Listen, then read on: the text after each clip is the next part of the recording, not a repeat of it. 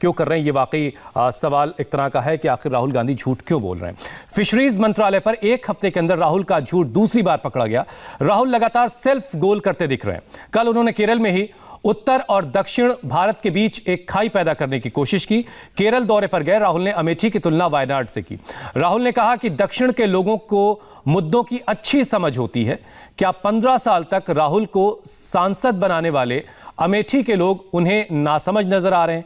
राहुल के विवादित बयान पर सबसे तगड़ा अटैक किया केंद्रीय मंत्री और अमेठी की जो सांसद हैं स्मृति ईरानी ने, जिन्होंने राहुल गांधी को एहसान फरामोश बताया है। सबसे पहले आपको दिखाते हैं राहुल ने कैसे नॉर्थ इंडिया की तुलना साउथ इंडिया से करके एक तोड़ने वाली पॉलिटिक्स की। For the first 15 years, I was a member of parliament in the north. So I had got used to a different type of politics. And for me, coming to Kerala was very refreshing because suddenly I found that people are interested in issues and not just superficially but going into detail in issues. Rahul के बयान पर BJP के करीब करीब हर छोटे बड़े नेता ने हमला किया। आपको सबके रिएक्शन दिखाएंगे, लेकिन सबसे पहले केंद्रीय मंत्री और राहुल को हराकर अमेठी की सांसद बनी स्मृति ईरानी को सुनिए। स्मृति ने ट्विटर पर लिखा है, एहसान फरामोश इनके बारे में तो दुनिया कहती है, थोथा चना बाजे घना। ये बातें उन्होंने लिखी हैं ट्विटर पर। बीजेपी अध्यक्ष जेपी नड्डा ने भी राहुल गांधी पर निशाना साधा। उन्होंने क्या कहा वो भी आपको दिखाते हैं। कुछ दिन पहले ये उत्तर पूर्व में थे और पश्चिम भारत के बारे में जहर उगल रहे थे। आज दक्षिण में उत्तर के खिलाफ जहर उगल रहे हैं। बांटो और राज करो की नीति नहीं चलेगी राहुल गांधी जी। जनता ने इस राजनीति को खारिज किया है। देखिए गुजरात में क्या हुआ। ये जेपी नड्डा ने ट्विटर पर लिखा। अब उत्तर प्रदेश के मुख्यमंत्री योगी आदित्यनाथ ने कैसे राहुल गांधी पर हमला बोला वो आपको दिखाते हैं। राहुल जी, सनातन आस्था की तपस्थली केरल से लेकर प्रभु श्री राम की जन्मस्थली उत्तर प्रदेश तक सभी लोग आपको समझ चुके हैं। विभाजनकारी राजनीति आपका राजनीतिक संस्कार है। हम उत्तर या दक्षिण में नहीं, पूरे भारत को माता के स्वरूप में देखते हैं। श्रद्धेय अटल जी ने कहा था कि भारत जमीन का टुकड़ा नहीं, जीता जागता राष्ट्र पुरुष है।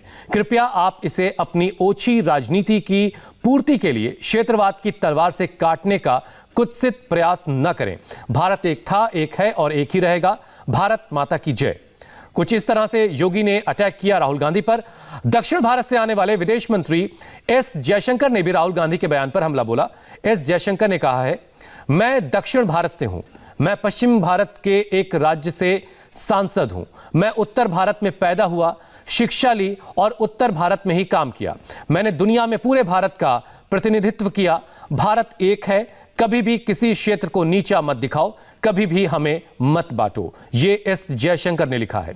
राहुल गांधी का बयान वाकई बेहद आपत्तिजनक है। यही वजह है कि मध्य प्रदेश के मुख्यमंत्री शिवराज सिंह चौहान ने इसे राहुल की बांटने वाली मानसिकता करार दिया है।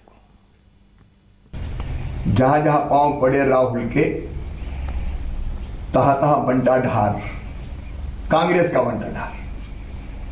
पहले उत्तर कांग्रेस मुक्त कर दिया, अब भैया दक्षिण की तरफ चले। लेकिन राहुल जी हमारे लिए, देश की जनता के लिए, पूरा देश एक है। उत्तर हो, दक्षिण हो, पूरब हो, पश्चिम हो, एक भारत श्रेष्ठ भारत। अरे हम सब भारत मां के लाल, भेदभाव का कहां सवाल। भोपाल हो या गुवाहाटी, अपना देश अपनी माटी। कश्मीर से लेकर कन्याकुमारी तक भारत एक है। लेकिन ये राहुल ने उनकी बांटने वाली मानसिकता बोल रही है। ये वही कांग्रेस थी जिसने धर्म के नाम पर पहले भारत और पाकिस्तान में देश को बांट दिया और अब उत्तर और दक्षिण में बांटने चले। जनता ऐसे प्रयासों को सफल नहीं होने देगी। देखिए, दुर्भाग्यपूर्ण है, राहुल गांधी ने 15 साल अमेठी उत्तर प्रदेश के वो सांसद रहे हैं। यहीं से राजनीतिक सफ़र शुरू होता है और आज केरला में जाकर आप उत्तर भारत और अमेठी के लोगों की बुराई करते हैं और कहते हैं कि वो जो मुद्दे हैं मुद्दे नहीं उठाते, उनको किसी और चीज़ में लोभ रहता है। और केरला के लोग खाली मुद्दे उठाते हैं, इश्यूज़ को पकड़ते हैं। तो ये जो आपने खेल करने की कोशिश कर रही है नॉर्थ और साउथ को डिवाइड करने की, ये अंग्रेज़ों की नीति रही है, एक ये भारतीय संस्कृति नहीं है। तो ये दुर्भाग्यपूर्ण है और इसके लिए मैं इतना ही कह सकता हूँ, एक ही शब्द आता है कि आप अमेठी की जनता के साथ एहसान फरामोश बन रहे हैं।